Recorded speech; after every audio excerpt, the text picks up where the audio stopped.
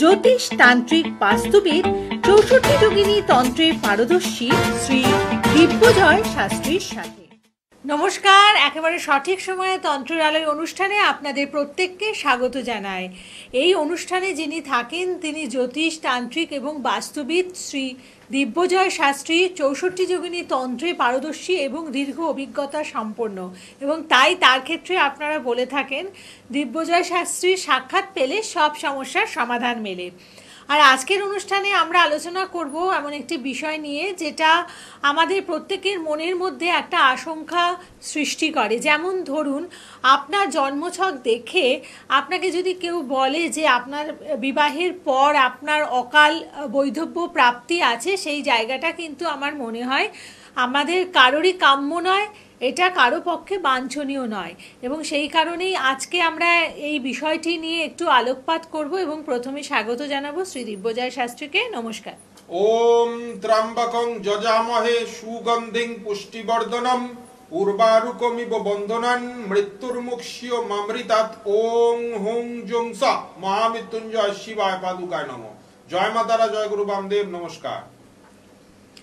যেটা মানে আমি আসলে প্রসঙ্গটা আগেই বলে দিয়েছি যে কারো ধরুন চার্ট দেখে আপনি দেখলেন যে তার বিয়ের পরপরেই তার স্ত্রী, বা তিনি যদি পুরুষ হন তার স্ত্রী, বা মহিলা হলে তার স্বামী অল্প কয়েক বিয়োগ হবে, তো সেক্ষেত্রে আপনি কি করেন? হ্যাঁ, এইবার দেখো, এইখানে কিছু কিছু জিনিস বিচার্য আছে। আমরা যখন জোটক বিচার করি, এই যে 36 গুণ বিচার করা, অষ্টগুণ বিচার করা, এগুলো তো আছেই, কিন্তু এর সাথে সাথে কিছু স্পেশাল বিচার আমি করে থাকি।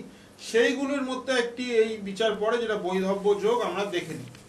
বৈধব্য যোগ দেখার সাথে সাথে আমরা আরেকটা জিনিস দেখি, তার সন্তান ভাবটা কিরকম, সন্তানের কোনো সৃষ্টি দুর্ঘটনা আছে কিনা, এটা আমরা দেখি। তো বৈধব্য যোগ যখন আমরা দেখি, তখন আমরা তার মধ্যে কিছু কিছু বিশেষ যোগ আছে যেগুলো খুব বেশি মারাত্মক হয়, এবং সেগুলো থাকলে মোটামুটি তোমার একটা অকাল বৈধব্যর জায়গা চলে আসে। সেটা নারী পুরুষ উভয়ের মধ্যেই আছে।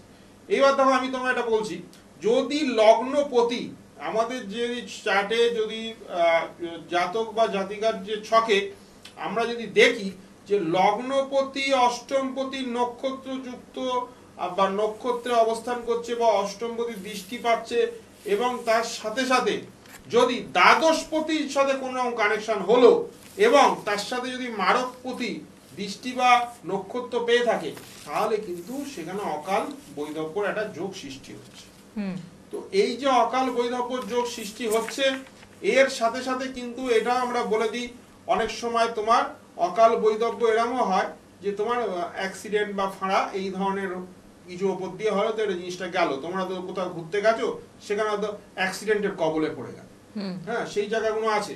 তো সেই জায়গাগুলো কিন্তু আমরা 64 যোগিনীর ক্রিয়া এবং মহামৃত্যুঞ্জয় ক্রিয়া বা কবজের মাধ্যমে কিন্তু আমরা এটা খণ্ডন করে দিই। তাতে কিন্তু তারা অনেকটাই নর্মাল ভাবে জীবনটা কিন্তু তারা চালিয়ে নিয়ে যেতে পারে। তো এই যে জায়গাটা আমি বললাম, এইটা কিন্তু বিয়ের সময় অতি important, very urgent, very important, যেটা তোমরা একবার জোটক বিচারটা কিন্তু করে তোমরা কিন্তু এগোবে। সে তোমার প্রেম বিবাহই হোক, এখন তো প্রেম বিবাহ যখন মানে হচ্ছে, জাতক বা জাতিকারা তারা নিজেও এসে অনেক সময় জোটক বিচার করে নিচ্ছে, বাবা মা আনছে না। আবার যদি বাবা মা তা দেখে শুনে বিয়ে দিচ্ছে, সেখানেও তারা একটা জোটক বিচার করিয়ে নিচ্ছে। প্রচুর ফ্যামিলি এটা কিন্তু করছে। আর এইটা করার ফলে কিন্তু এই যে দোষগুলো, এগুলো কিন্তু যদি অভিজ্ঞ জ্যোতিষ তান্ত্রিক হয়, তাহলে কিন্তু সে কিন্তু এই জায়গাটা ধরে নেবে, ধরে কিন্তু এর একটা প্রতিকার করবে। আর সেই প্রতিকারটা কিন্তু যে কোনো তন্ত্রের মাধ্যমে নয়, সেটা কিন্তু 64 যোগিনীর তন্ত্রে, যেটা যদি করা হয় তাহলে যোগিনীর শক্তি দিয়ে কিন্তু সে পূর্ণ ফল কিন্তু সে পাবেই। কারণ যোগিনীর শক্তি, পূর্ণ ফল প্রাপ্তি, এই যে বৈধব্য যোগ, এইটা কিন্তু পুরোটাই খণ্ডন করে দেওয়া সম্ভব যদি ঠিক সময় মতো 64 যোগিনীর তন্ত্র অ্যাপ্লাই করা যায়। এর সাথে সাথে সপ্তম পতি যদি মারকপতি যুক্ত বা দৃষ্ট হয় বা তার নক্ষত্রে থাকে, আর এর সাথে সাথে অষ্টম পতি যদি কোনো কানেকশন করে নেয়, তাহলে কিন্তু সেখানেও কিন্তু বৈধব্য যোগ সৃষ্টি হয়। কাজী যদি তোমরা চাও যে তোমাদের জীবনে এরকম দুর্ঘটনা না ঘটুক, আজকে তোমরা হয়তো ঘুরতে গেছো, দীঘা পুরী বা অন্য জায়গায় তোমরা হয়তো গাড়ি নিয়ে গেছো বা সব ফ্যামিলি নিয়ে গেছো, সেখানে হয়তো একটা দুর্ঘটনার কবলে তোমরা পড়ে গেলে, হঠাৎ দেখা গেল যে তোমার পার্টনার কিন্তু সেখানে প্রাণ হারালো, বাকি লোক কিন্তু সেখানে আবার তারা ফিরে এলো প্রাণ নিয়ে। কাজে এই ধরনের ঘটনা কিন্তু আমি অনেক দেখেছি। আর এই অকাল বৈধব্য যোগ থেকে কিন্তু এটা কিন্তু বাঁচা যায় যদি তোমরা ঠিক সময়ের প্রতিকার করো আর 64 যোগিনী তন্ত্র দিয়ে এর একটা রেমিডি করো। আর সামনের অমাবস্যায় 30শে ডিসেম্বর সোমবার যুক্ত বকুলা অমাবস্যায় আমি তারাপীঠে উপস্থিত থাকব।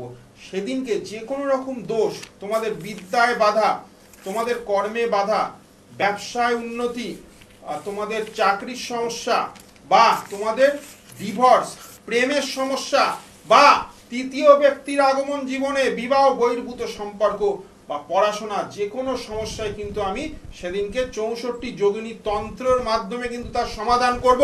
আর সেই সমাধানটা কিন্তু পার্মানেন্ট হবে। আর যারা যারা সব জায়গায় ঘুরে বিফল হয়েছো, তোমাদের পিঠ দেওয়ালে ঠেকে গেছে, তাদের আমি বলবো যে 64 যোগিনী তোমরা একবার অ্যাপ্লাই করে দেখো।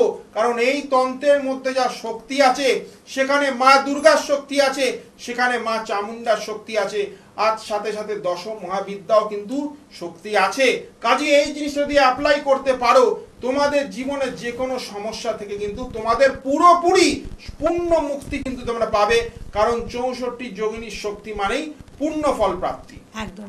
এবং এই 64 যোগিনীকে মা দুর্গার সহচারী হিসেবে ধরা হয়ে থাকে এবং স্বয়ং মহিষাসুর মর্দিনী যে শক্তিতে শক্তিময়ী, সেই শক্তি দিয়েই কিন্তু আপনার জীবনের অশুভ যোগগুলোকে বা অশুভ জায়গাগুলোকে বিনাশ করা হবে। অতএব আপনি কিন্তু এখান থেকে অবশ্যই পূর্ণ ফল প্রাপ্তি হবেন। তাই বিভিন্ন তন্ত্রক্রিয়া করে আপনি যদি মনোনীত ফল না পেয়ে থাকেন, 64 যোগিনী তন্ত্রক্রিয়ার মাধ্যমে আপনি কিন্তু অবশ্যই সেই জায়গাটা একটু দেখে নিন।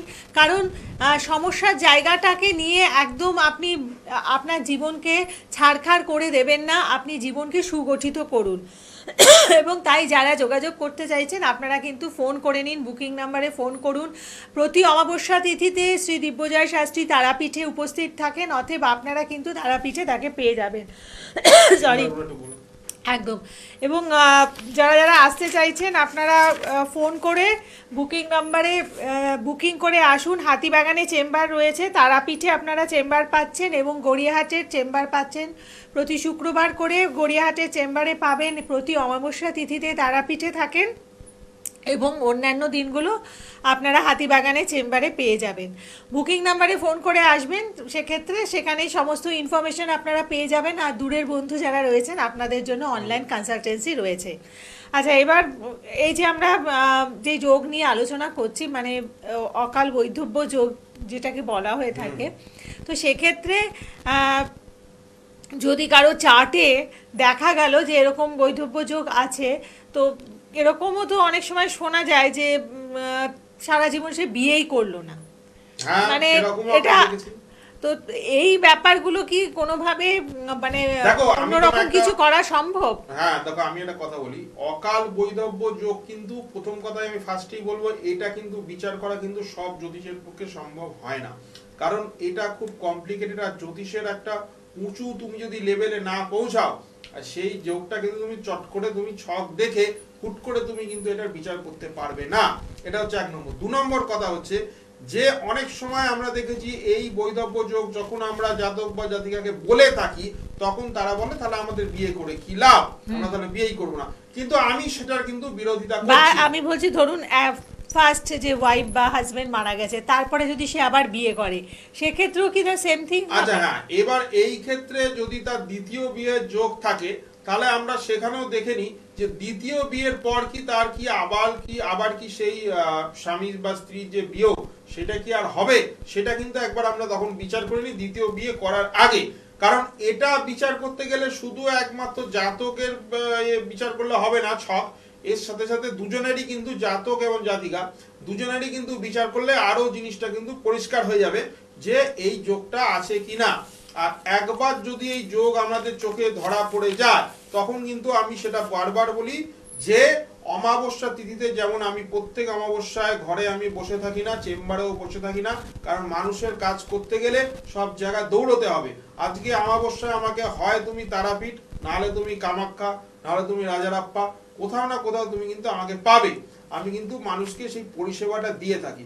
তো তাদেরও আমি বলি যে যাদের যাদের এই যোগ ধরা পড়ছে শখে, তারা কিন্তু অতি শীঘ্র, এটা কিন্তু তোমরা দ্বিতীয় বিয়ে করার আগে হোক বা প্রথম বিয়ে করার আগে হোক, যখনই এই দোষটা ধরা পড়বে তোমরা কিন্তু শীঘ্র এটা 64 যোগিনীর ক্রিয়ার মাধ্যমে কিন্তু এটার একটা সমাধান করে নাও।